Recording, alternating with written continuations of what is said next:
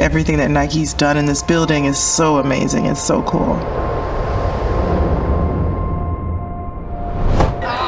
Phenomenal play from Serena Williams. Now it's time to celebrate.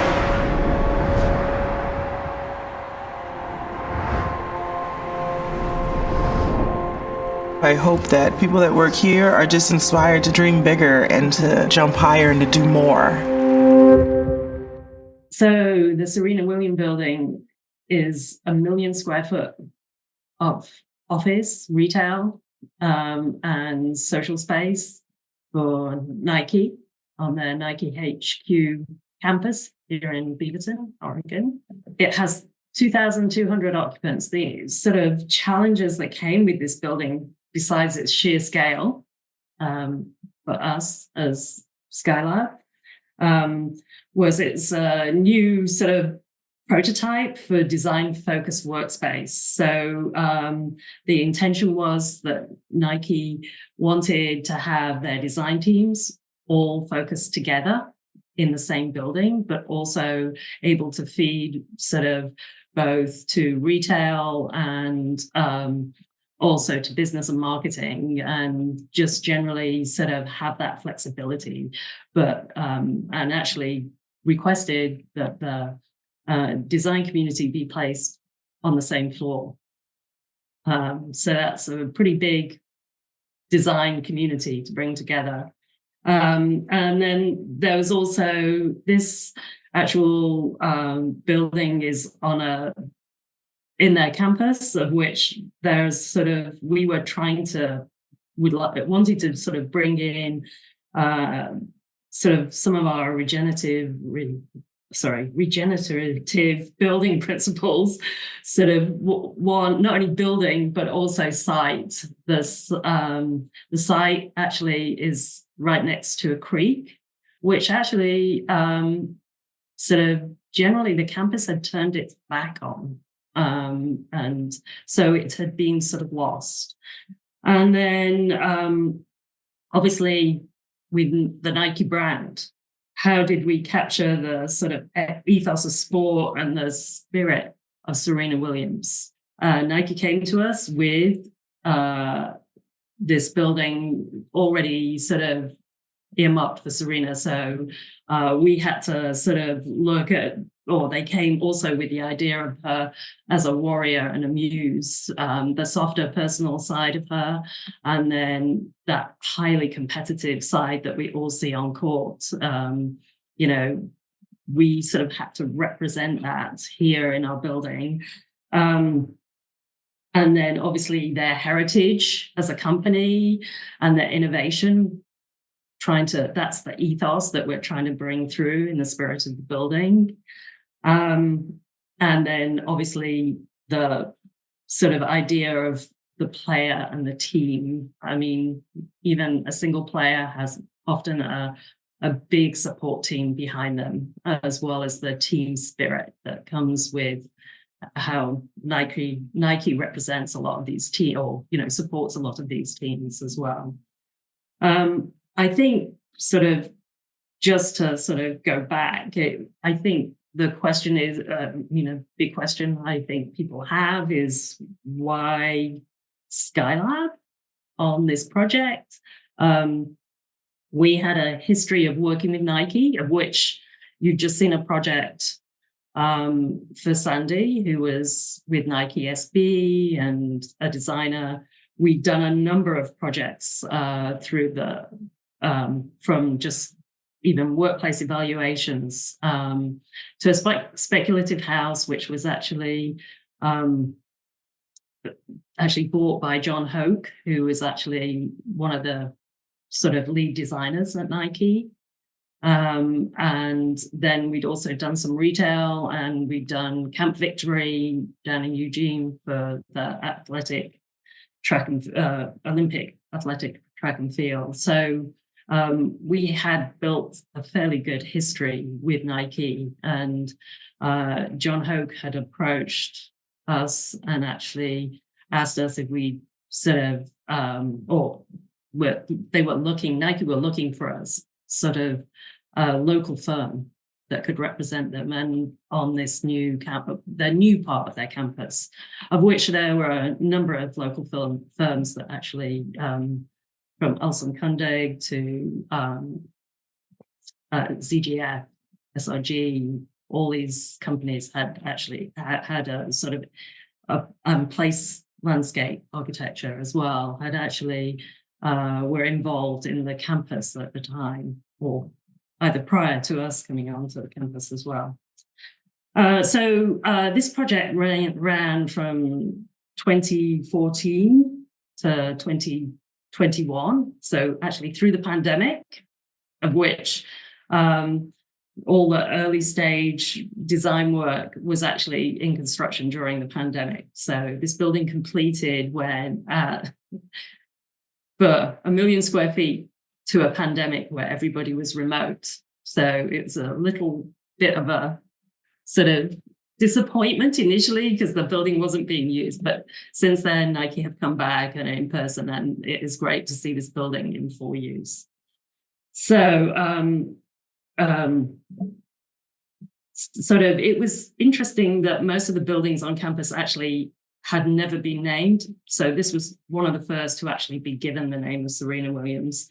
This is the inspiration. So we actually, sorry, can you go back? We had actually worked through a number of concepts, of which there was like 13 concepts, of which 3 actually were sort of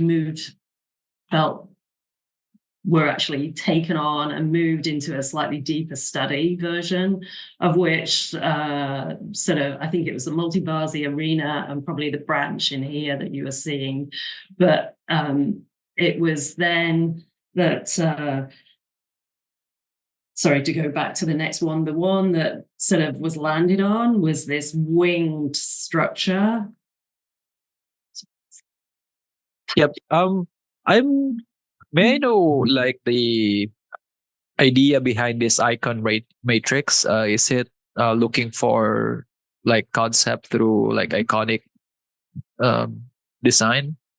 The one in the previous slide that you made, where you were looking for several. Right, and I think the reference. So obviously, Nike has a very strong branding identity. I think that came.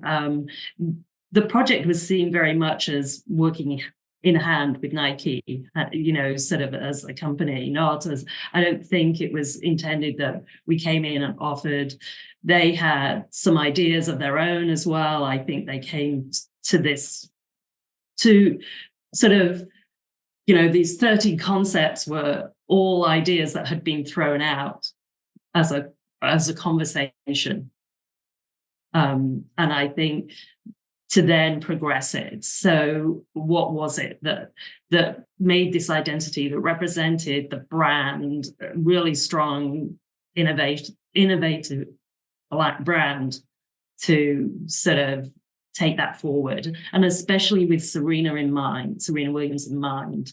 This, we talked about the softness of the muse and the strength of the warrior. So I think they were looking for all those opportunities, how that could be represented in that, and actually came up with this branched form, which was actually taken from the wing of the Nike goddess, actually.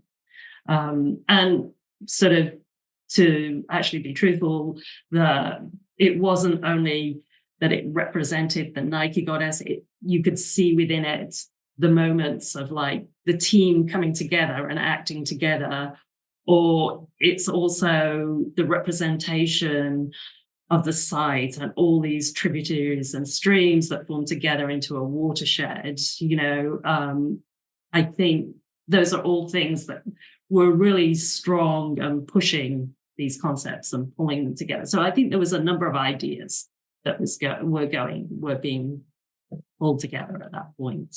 So I'm really just showing this floor plate here just so you understand, because one of the biggest driving points was actually bringing the whole design, all the design sort of focused, sort of creatives onto this single floor plate, which happens to be in this office. If you look in the center point here, the offices, but then supported by a retail and merchandising center, which is really this sort of box that, you know, is a huge retail area that nobody ever sees.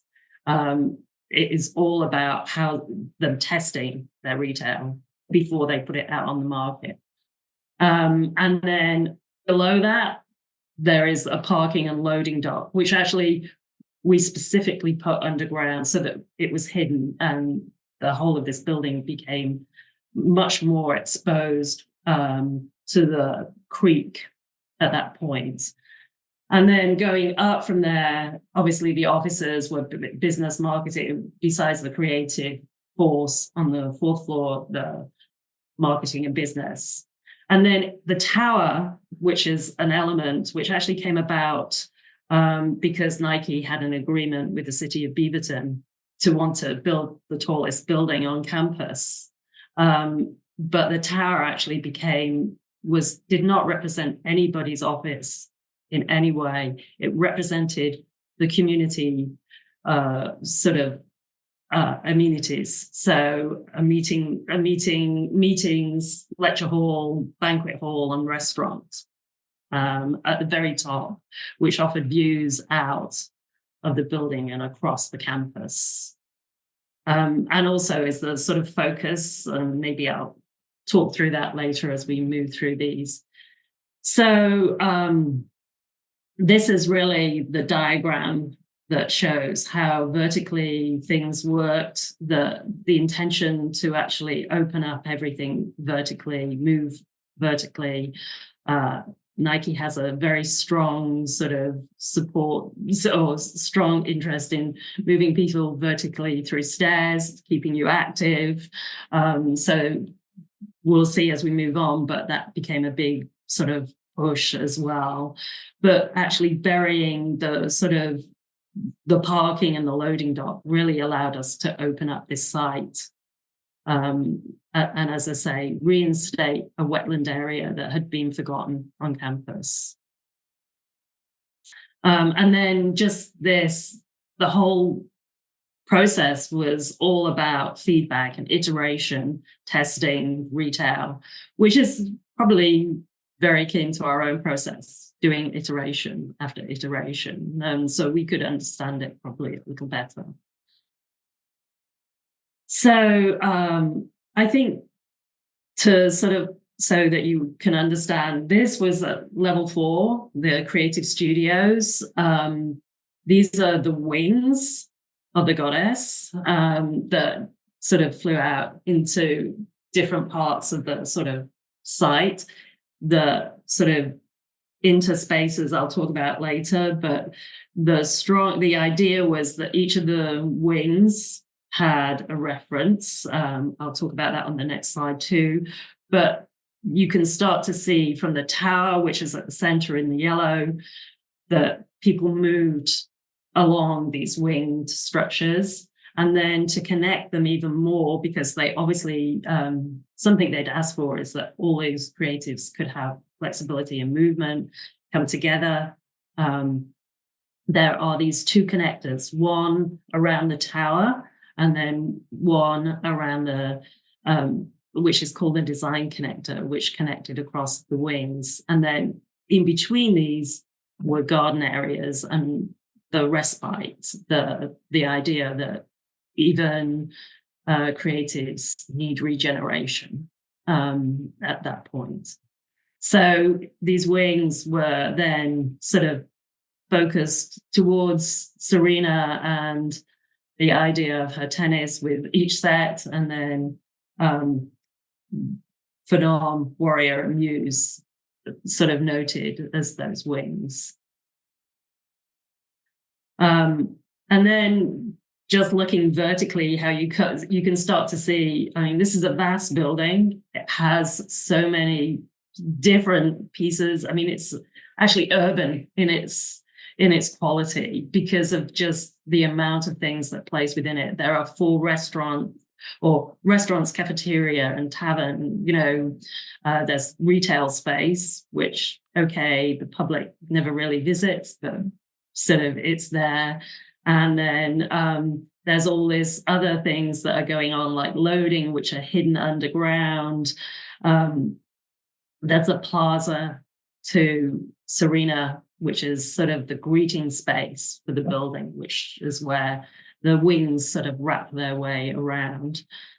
And then there are sort of obviously offices, but you could start to see the bridge connector, as we call it, or the design connector, I think it was bridge connector that went through the design floor. And then there are sort of atriums at various points. So we, just like as Amy had been talking about in the Bodecker Foundation, we actually getting light and views. That's part of the reason the wings were defined, that everybody had a view, everybody could see natural light, and that then the vertical transition between those 3 office floors on the upper levels also had interconnecting staircases that allowed for light to come, actually were skylit as well, which allowed light through. So there was a lot of both horizontal circulation and vertical circulation, which was all about this big sort of like how this big branding identity and just retail can put out there to the retail, the actual final retail street. So this really just shows, one, the creek. Can do that, yeah, thanks. The creek is running down the side of the building, and then the 3 wings, which are then also have these terraces, which are these green spaces and respites. And then in between, something you're not seeing on this, but you will see in future identities, to the south of the tower, there was is the Ronaldo Field, which is a big point on Nike's campus. So this looked over and towards the field and sets up this strong sort of axial route, which comes through the tower and then to this sort of garden of I think it's, coming through, and actually to what I'm saying is the garden, but it's also at the end of it was an oak tree that actually had been a big focus of the site. And so it had this beautiful contemplation space in front of it, and where Nike actually do yoga, and just allowing people who are creatives and just generally on busy lives a place to go and find respite away from but it was the ending point on that axial route through the campus as well. And then around the top edge of that is the edge of the campus. But running through our building or to the side of the building, you can start to see what they call the ring road on Nike's campus, which is actually where a lot of the vehicular traffic comes through. So we were actually trying to downplay that, especially towards the creek side. And even though the trucks are coming into the loading bay, they are coming through that and then disappearing underneath the building. So the tower is sort of a whole mix of really shared amenities, a banquet hall. Well, I should start at the lower level. Generally, video and conferencing, which is really important to Nike because obviously they have an international presence and they are moving this right the way across the world. So all these things of conference and meeting rooms and lecture halls are all sort of high-tech AV quality lecture hall studio. There's also an apparel studio. Footwear is where they're sort of testing things and moving things about. There's a library there for materials. Historically, Nike has collected materials as well. Sort of, that's part of the branding image. And then as you move up the building, besides the banquet hall, there's this restaurant on top and roof deck, which is where you look out to. It's a 320-degree view, 320-degree view across sort of Beaverton towards Mount Hood and Oregon as well. So it really is quite a stunning view. That restaurant at the top is named Wimbledon, obviously for Serena, and it represents it has a lot of her memories and branding imagery in there, of which the white rose is very important to her. That's sort of on. Okay, move on. So each of these wings sort of comes in and wraps around the tower, and these are sort of represent the company coming together. But the tower is also a split tower, and that was actually the tower itself has these two identities, which are based around Bill Bauman and Phil Knight, the founders of Nike. One is more traditional, stoic, conservative. The other one is leaning and flashy and sort of pushing out there. The whole idea that these wings wrap in is based on this company was built on a handshake. That is a very famous part of Nike. And at the base of the tower, we even have a stone that sort of says built on a handshake as part. So throughout this whole building, there is an incredible amount. And we worked constantly with Nike's branding teams to actually push out a lot of history and branding across this whole campus. It's sort of side building itself. The outside of the building. Sorry, go ahead. Yeah, I have one question here, and I really want to know this. How was your experience working with such a big brand? Because Nike is very well known through the world, and one advantage is they already have this their graphic, their idea, their designs, their base. The one thing that is kind of good for architects because it's already one step ahead because they know what they want. But I want to know, in the experience in general, when you have to work with such a big brands, what was the challenges that you faced during this design process? I actually think, I actually think it was great my experience personally was great working. I worked often with branding. And, it's a really amazing, like we just said, sometimes the best clients are artists. Having other creatives alongside you at the table can push you that bit further, I think, and to sort of make you start to sort of push and probably in directions you might not have pushed before. So we often had other artists or people with construction backgrounds at the table with us, so I think that's really, to me, that was one of the big sort of exciting things to work with Nike for, was actually having that constant push and knowing that they're renowned for that innovation. So on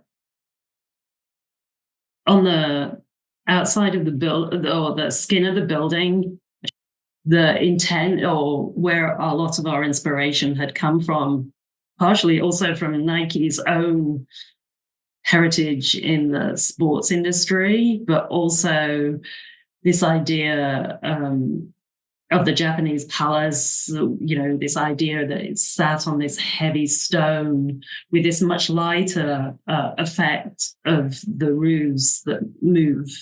And then the idea of the samurai armor, those were all sort of behind, and you can sort of start to pick up this faceted facade that sort of wraps its way around. In this image here, we're actually seeing that sort of connector bridge that actually has this sort of interesting twisting motion. Again, the idea of motion, sport, activity, the movement through the space. And then, this actually sort of forms this plaza for Serena at the base, which was actually filled with white roses and sort of landscape planting. And a lot of the integration with the landscape. I mean, not only were we at the table, I also place who did a lot of the landscape design on the campus were there with us. Again, sort of, it's great to have that conversation and that pushing sort of the design into. This sort of shows how the camp, sort of how it lays out aerially, just that you can see here's the oak tree at the very front and that sort of contemplation space around it with the pool sort of in front of it. That came out of a sort of it's interesting, that actually came out of a collage that was put forward for the interview with Nike, which took like the Bloedel Gardens up in Bainbridge Island in Washington and sort of placed the oak tree at the heart of it. And so that came out of this, but it is also that sort of, not only is the tower sort of on that axis, but actually what you're seeing beyond the tower in this picture is the Ronaldo field behind, and then another one of their buildings beyond that, which sits on this axial route through. And then obviously the wings, as you're seeing there. And then you can start to see the terraces of on each of these wings. That one, it specifically is an area specifically for the designers, an area to escape. But on each of these, and actually within each of these wings, there is actually more gardens within it. As I said, there are actually a number of cafes. So here, sort of down on the lower floor on the right-hand side is the cafeteria, which is, I think that's not the French Open. I'm trying to think, sorry. But there is one which actually is dedicated, so has all these amazing art installations, which were all based around Serena. These are artists that have come, street artists, actually, that Nike sort of invited to integrate into the project. And then up above that, this is the French Open with this copper faceted ceiling that wraps down and celebrates Serena's French Open win. I mean, all of these pieces were actually done by ourselves with the integration of Nike's branding team. So sort of working hand in hand with Nike, very much so. The Oz Cafe, which actually has a sort of southern celestial sky with Serena integrated into it too, is sort of on the sort of second level, opening up onto one of the terraces.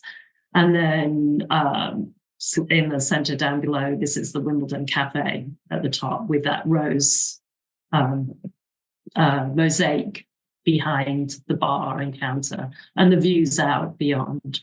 One of the interesting things about these, when we began to think about these food and beverage zones for the campus, was how are they becoming centralizing moments? And then as we integrated them into the story of Serena Williams, one of the big things that we sort of leaned into was that each of these, as we thought of them, were one of the Opens. So Louise had mentioned the French Open. The Oz one is the Australian Open. There's Wimbledon. And then the US Open. Actually, the US Open. I remembered that. Yeah. So obviously all these spaces you saw in the section, there are a number of spaces that come together. So we're seeing one of the atrium spaces on the left, where actually the 3 floors, office floors open into. There's a big branding graphic to the right, but that space is also about coming together. It's actually a breakout area, with sort of bar cafe. It's sort of more of a bar cafe type opportunity, and then seating, and then the design connector up at the top right, and even actually on the connector there was stairs down, linking floors on the connector as well. And then obviously this is the lower right is the actual entry to the retail, which is retail area. And so beyond that was all the store retail outlets set up. So here they are. Those were our images, and here they are actually in person. This is sort of them being used. There's all the brand. You can start to see the branding graphics appearing in the atrium. The sort of connector is very much a sort of place where actually creatives can work. So there are all these breakout areas along the connector. It's constantly about workplace and about being able to move beyond your desk and into another space, or meet with people. So that's sort of a big push on those floors. And then lower right is this retail entry, which is 2-story. And if you look all the way down to the back there's a huge graphic, which actually there is a curved wall in the plan, which on the outside is this heavy stone wall, but on the inside is just this huge branding, historic branding graphic to Nike. And do you have Nike's designers collaborating with you during the design of interior spaces all the time? Yes, all the time, sort of thing. So it's actually quite sort of, as I say, it was weekly meetings definitely that we had on the branding, instead of working through different branding items. They had their visions as well. They came with their vision as well, and then we would help them work it through. So we had both the documents were going between us and between Nike and to Nike as well, and then out to the contractor and subconsultants, subcontractors. Sorry. This is the main picture here on the upper right is actually that design connector, but the Serena Plaza, which is the sort of entry plaza. It gathers you in, it brings you into the building, and this is the place which actually has white roses in it. So I think you can see a few there that are in bloom, as a nod to Serena. This was actually obviously part of Place's landscape.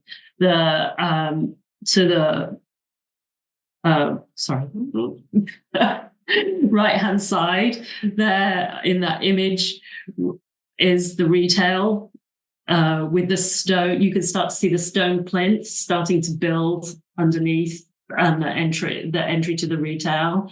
And on the left, and then on the right is that is sort of part of the main office wing coming out, one of the phenom wings coming through. And then under the base of that to the right is actually the ring road goes round and loads down underneath the building. And then the US Open is in that glazed area underneath, closer in to us. There are a lot of sort of, besides these wings, there was on every wing, there was a regular sort of, there were meeting rooms, bit rooms, these breakout rooms, which are represented or sort of break rooms, which are represented in the lower left. Obviously, always with a backdrop to the landscape beyond. So you could start to see the campus is really beautiful. It's full of these historic trees. So it's a real celebration of the view as well.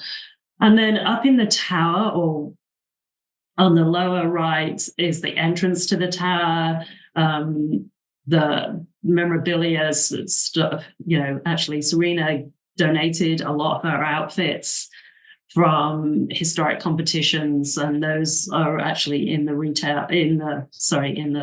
lobby of the tower. And then you're also in the center, looking from the lecture hall down right through onto Ronaldo Field and through that axis. So you're actually seeing sort of the backdrop to the head wall is actually the Nike campus.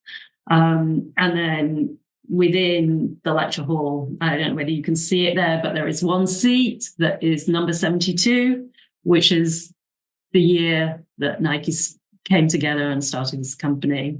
And that is represented with the traditional orange Nike brand color. So throughout these spaces, there's a lot of art, there's a lot of branding. You can start to see, you can just imagine 1,000 square feet. Wayfinding is really important. And so the central lower image is actually one of those wings that shows how color was used on each of the wings. That was something that was generated by Nike branding. They wanted the color identity, so people could move across and know where they were within this big floor plate. Then also you're starting to see the staircase circulation that goes up and down, linking the office floors and the light that's coming through there. So, and then it was on these circulation routes that all these amenities, whether it's bathrooms, break rooms, fit rooms or meeting rooms, all being part of that central access. Up in the left-hand top corner is an art installation by Jenny Sabin that sort of in one of the atrium spaces. That is actually a sort of a nod to Nike's Flyknit material. And it is this amazing structure that sort of takes light and sort of focuses it. I think it had the actual material is supposed to react to the light as well. I have never sort of seen it do that, but that's part of it. Then lower left, here we're getting into the courtyards, and these are between the wings. So these spaces were based around the Pacific Northwest forest, so with native plantings and nurse logs, which have since grown a lot more than I've seen it. See here, these were probably earlier photographs, but they've really settled in and become very much part of the Pacific Northwest. It's really beautiful. And then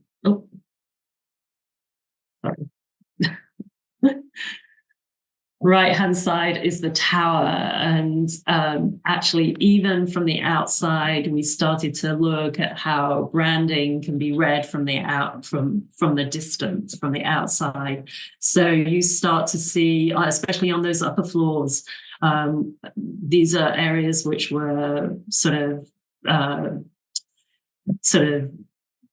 pre-event spaces, should we say. And so there is a huge felt that was designed, felt which is acoustic, and it's a wall that actually sort of tiers up 4 floors that actually has a Nike branding graphic on it as well.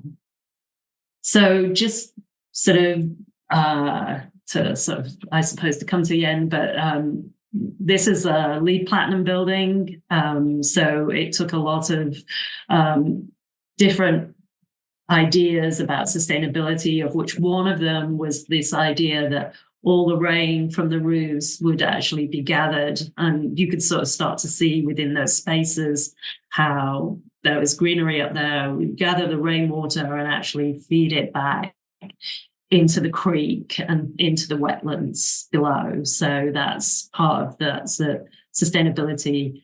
The roofs, where the mechanical was laid out on all these roofs, which were obviously very visible from the tower above, those were actually covered with photovoltaics. So there's a big photovoltaic system on the roof. Within the offices, there's radiant sails for cooling, specifically on the west side. Those are sort of significant in helping sort of keep the building to the LEED platinum that it required.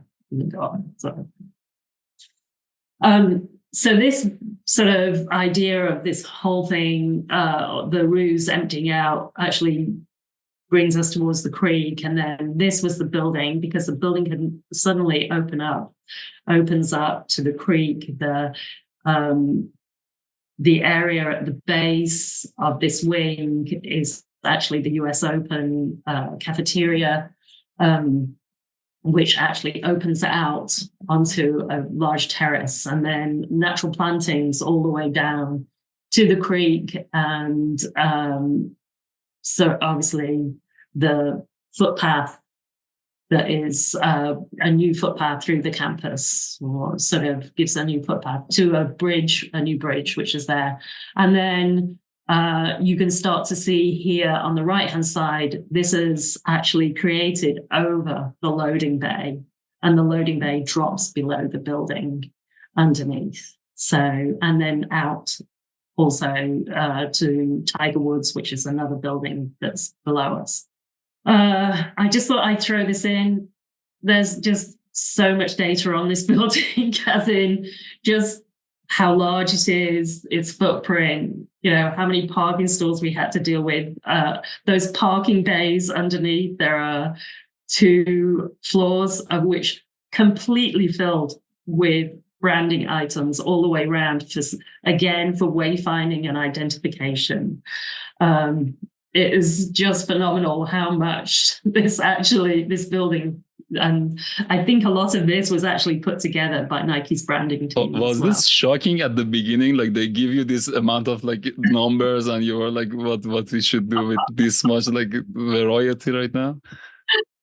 Yeah, to just think about 1 million square feet. I mean, it is huge. It is totally urban sort of.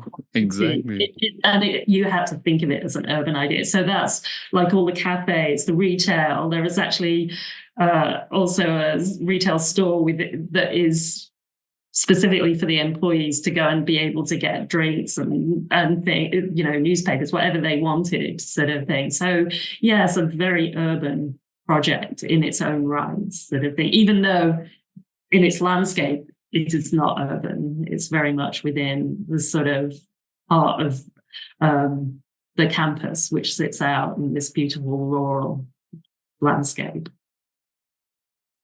Yeah. What about these circle diagrams in the below, where there is a target and the actual? What were those numbers in red mean? Like 10.2% on the retail, and then you also have 5.8. Was it like 10.2? The one in red means you were at the actual size of the space was actually more. That's right. The target that they had set us originally, and where we ended up finally, sort of thing. So those were, and you can start to see the square footage, so we actually came pretty close, because they had given us just over 1 million, 1.2, and we were at 1.3, I think. But taking on board that a lot of that is actually a lot of it is still buried underground. So a lot of it was excavation. I think the other thing to add, and I'll go back to some of the photos of the exterior photos.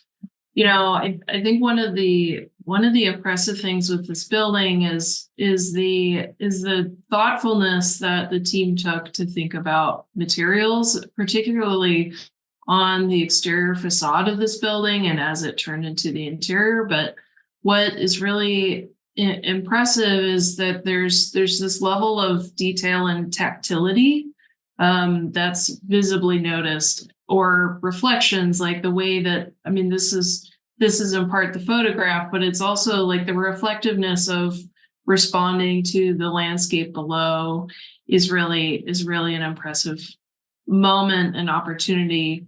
And it's in particular in the merchandising building, this is a stone facade that carries its way throughout onto the exterior of the building, and there's this language of there's this contrasting language of smooth to rough that really is this thing that is really hard to photograph, and is something of one of those of experiencing it in person is quite phenomenal.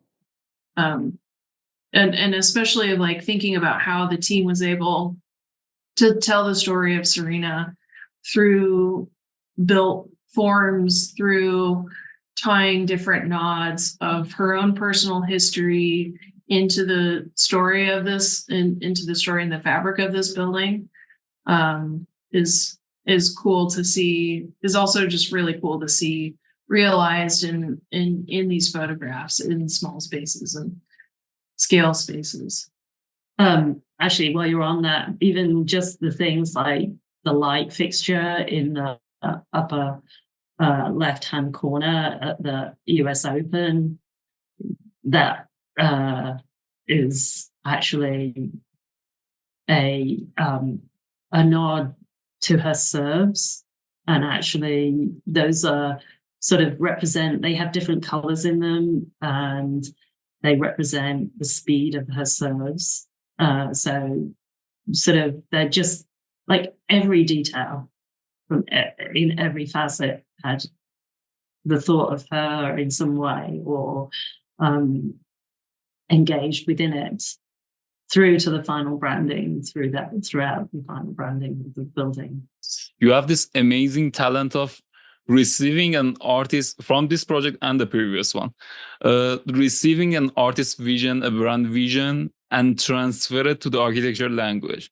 So basically they gave you these basics, but making these like ideas, these arts, this concept to the physical form, to the like an experience in the space is really a hard task. So you can keep it, and yet I can say that you have your own style at the end. So it's really visible at the end that this is the way that you kind of have this way of transferring the art to the architectural world.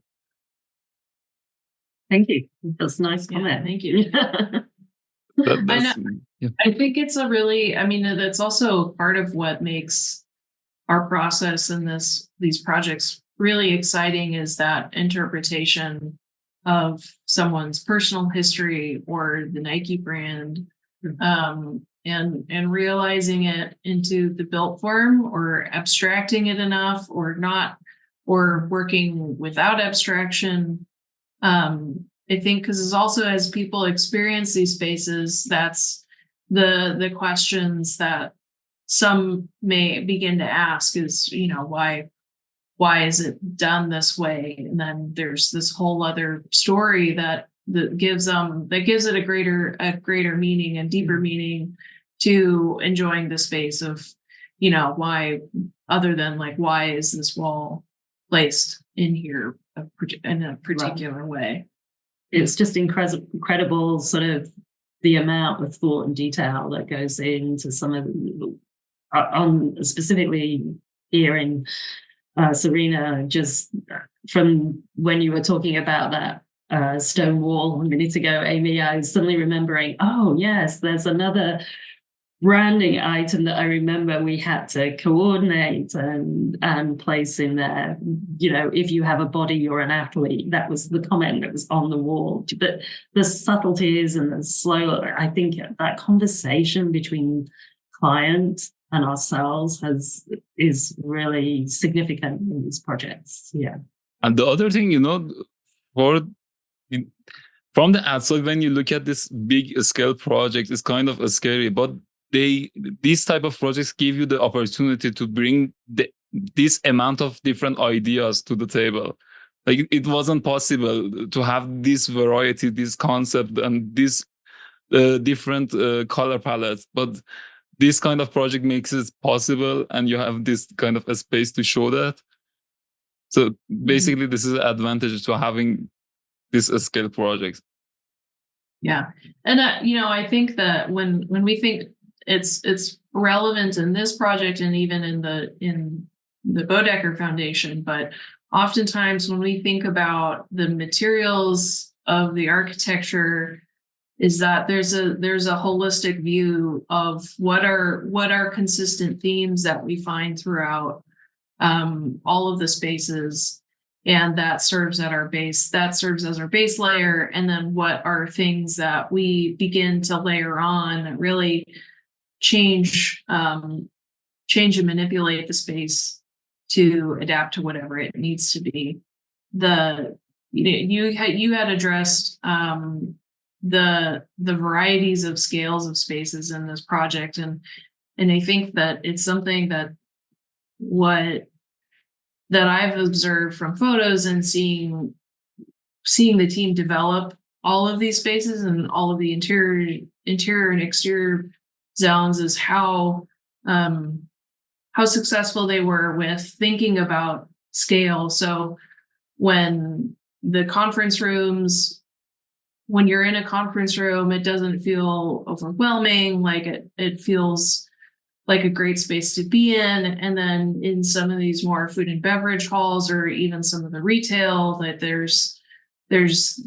there are opportunities of grand moments, and then there are opportunities of like small intimate zones within that. And I think there's this in our work, there's this balance with that of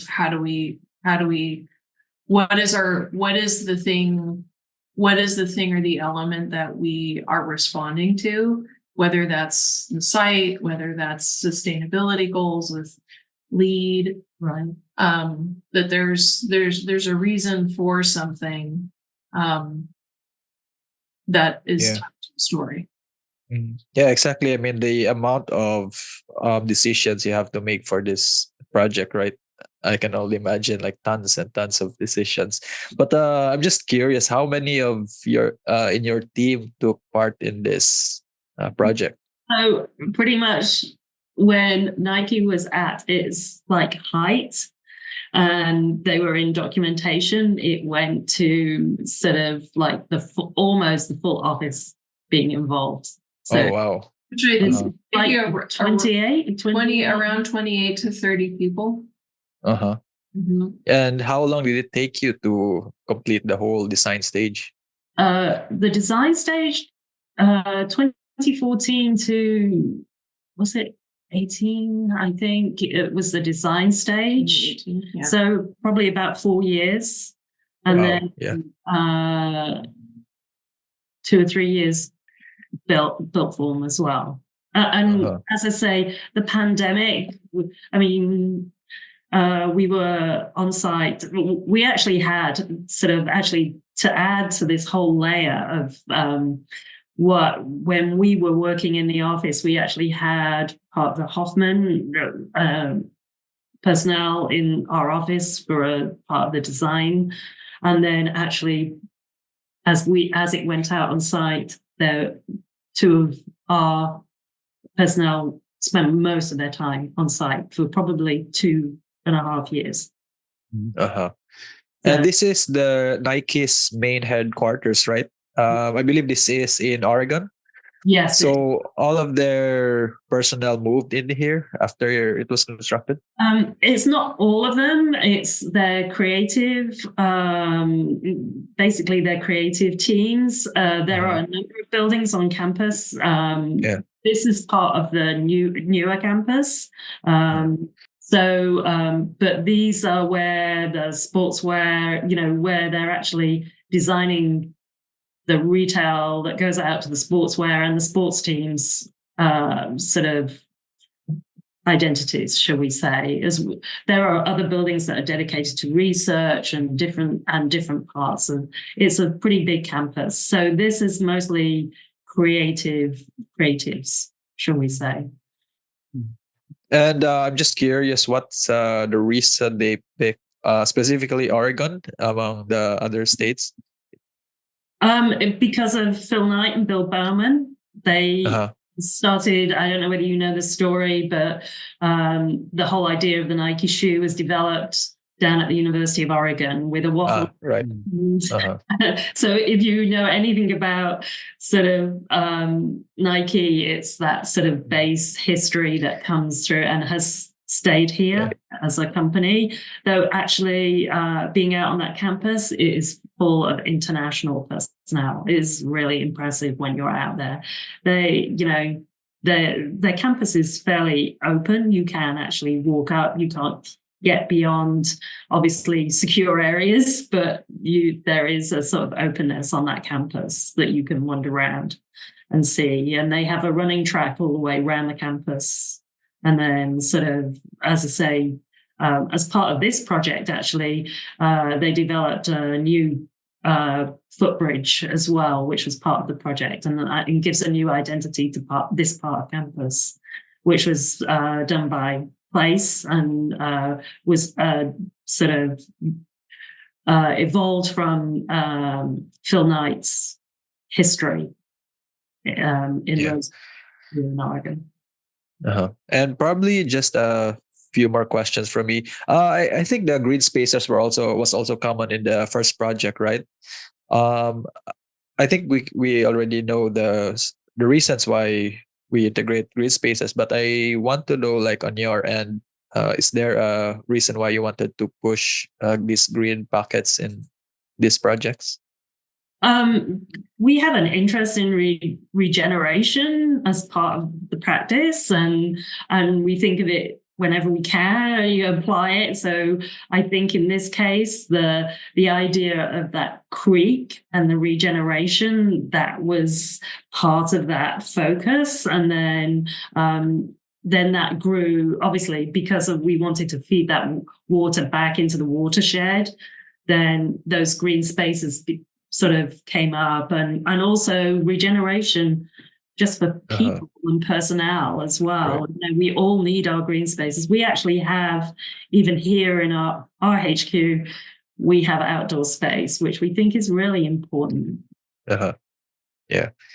And then I wanted to ask you about this. You showed a slide earlier about this Japanese castle and the armor. What was the what was it related to in terms of the whole? Actually, we'll show you on if you go to I don't know when we have. So if you can see the way it's actually curtain wall glazing is actually, it's sloped out. A lot of that, even that is defined, I do believe, sort of had a relationship to the Nike swoosh, I think, as well. But it gives that sort of armor quality that you see in some of Nike's sort of, football outfits, and the cloth and material that is there. And then just the base of the stone. The retail, because it is not open to the public, it's actually set within this, because it's very protective. It's obviously high security. This is where the forefront of Nike retail is happening, is in that stone base that you're seeing there. And that stone base is the relationship to this idea of the heaviness of a castle or the palace with this lightness on top, which is the creatives, and then the retail that's protected below. And even the stone on this actually is all, as you can see, the way it slowly just works up the facade is that angle. Again, I do believe it's related to the angle of the swoosh as well. Right. Guys, we have final question at the end of our meeting, and is what's your advice to the new generation of designers and architects that want to start their career now? I think the most crucial part of the advice is being open to opportunity and experiences.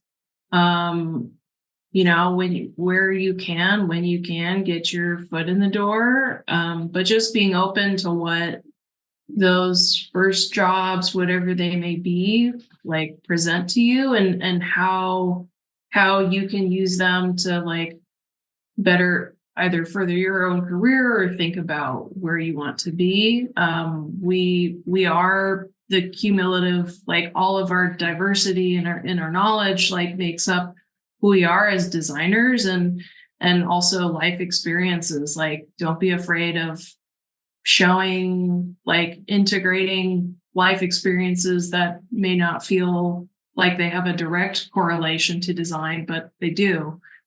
Because architecture and interiors are spaces for people to inhabit. That's the goal. I think that's the goal of any architect and designer, is when you're developing these places that you want to see people interact with them. You want to see people enjoy them, and utilize them. Yeah, I think that's a really, just being open. I have to say, if somebody had told me in my earlier career, hey, would you like to work on a 1 million square foot building? I probably would have gone, oh, no, it's far too big for me. But actually, it's been totally enjoyable, and sort of, it's all about the team building. Very much what Nike's about too, sort of, but the idea of the team. And I think the team here at Skylab has been great to work with for that reason. And I think that openness, coming, whatever you walk into, being open about it, and being yourself as well. That's a really big part of it.